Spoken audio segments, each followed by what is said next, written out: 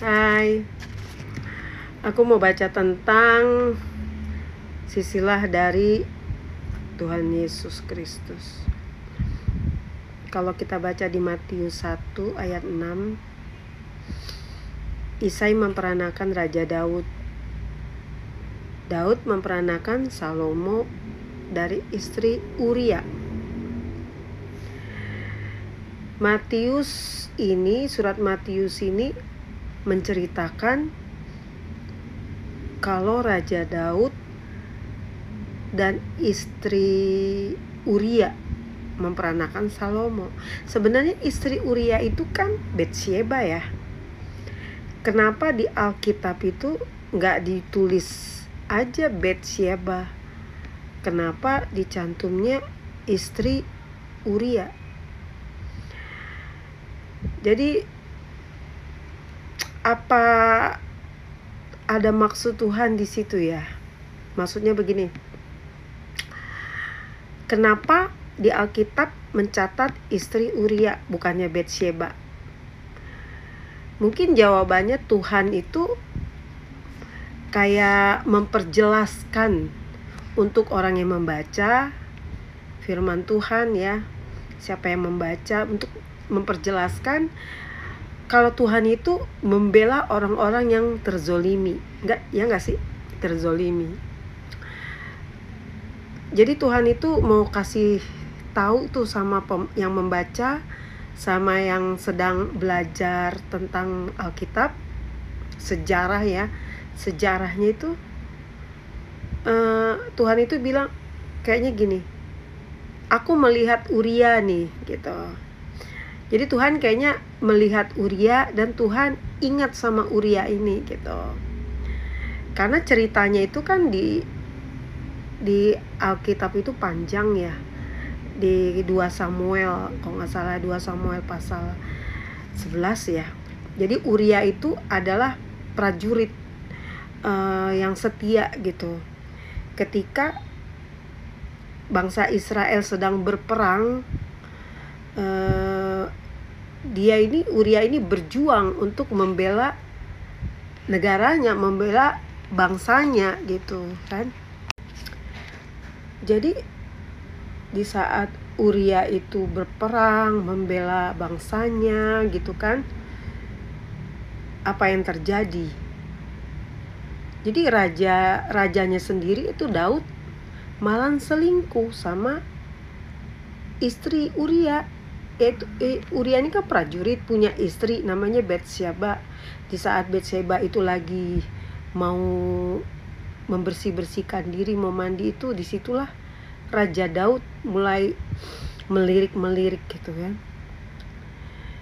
Sebenarnya kan harusnya Raja Daud itu harus menjadi teladan untuk prajuritnya. Malahan Raja Daud itu jatuh di dalam dosa, itu dosa besar ya. Lalu karena dia udah jatuh cinta sama Batsyeba, udah melirik Batsyeba, Raja Daud mempunyai rencana licik untuk menyingkirkan Uria. Dengan sengaja Uria itu dikirimkan ke medan perang, paling depan lagi ditaruhnya gitu ya, supaya Uria itu gugur mati. Tapi memang iya, Uria itu akhirnya memang gugur ya di medan perang. Jadi pikiran si Daud itu, semua beres, Uria mati kan.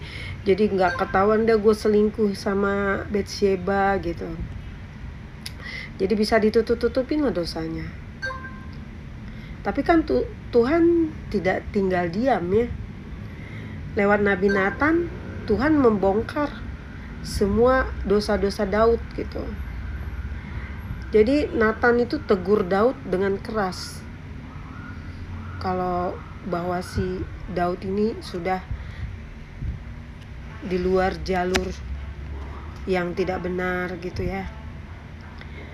Tapi Daud pas ditegur sama Nabi Nathan, Daud langsung sadar. Dia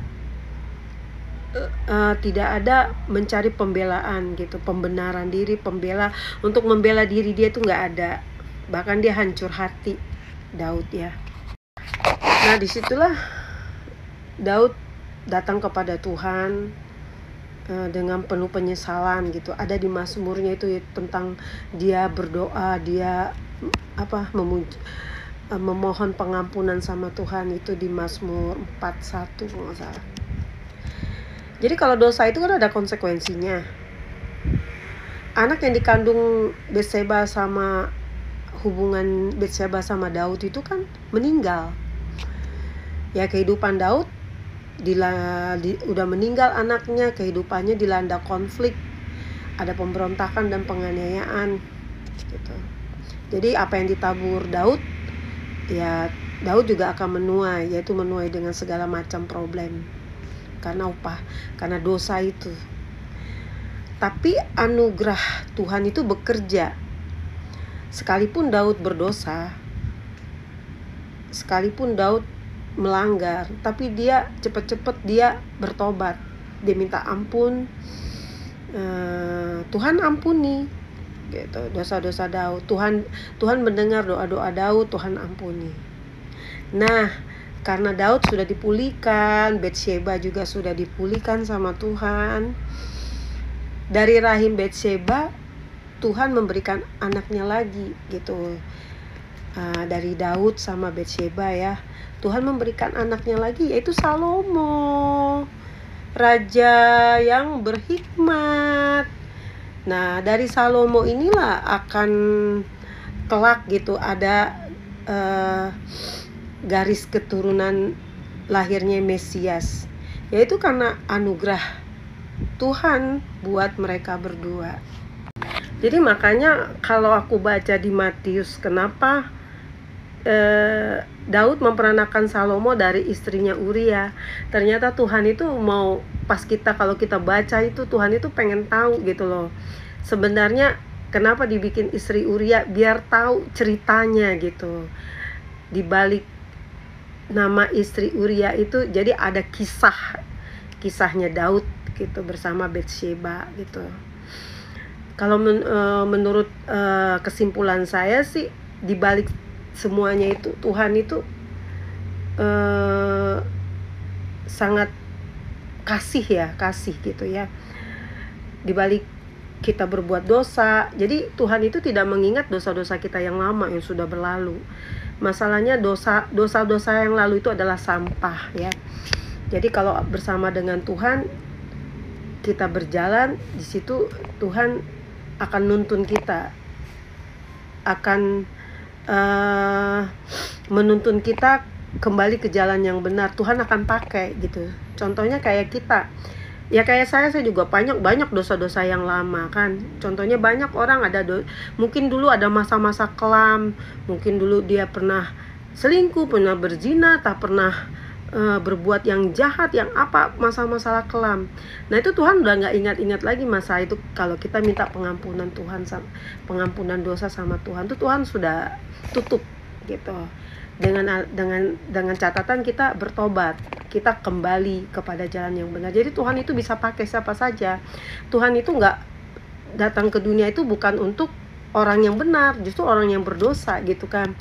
Jadi di saat kita punya masalah kelam, tapi kalau Tuhan kita bertobat, kita minta pengampunan, kita minta tuntunan Tuhan, pasti ada kasih karunia, anugerah buat Tuhan buat kita. Jadi kita tuh bisa dipakai, bisa dipromosikan sama Tuhan, dipromosikan di dalam bidang-bidang kita gitu kan. Bahkan kita bisa diangkat gitu kan, tidak diangkat, dipromosikan, diberkati gitu. Jadi jangan evil, jangan kita merasa minder karena masa lalu kita. Contohnya kayak Daud sama Betseba, masa lalunya bagaimana, tapi Tuhan pakai sampai anak mereka, yaitu generasi sisilah Yesus Kristus, Mesias gitu.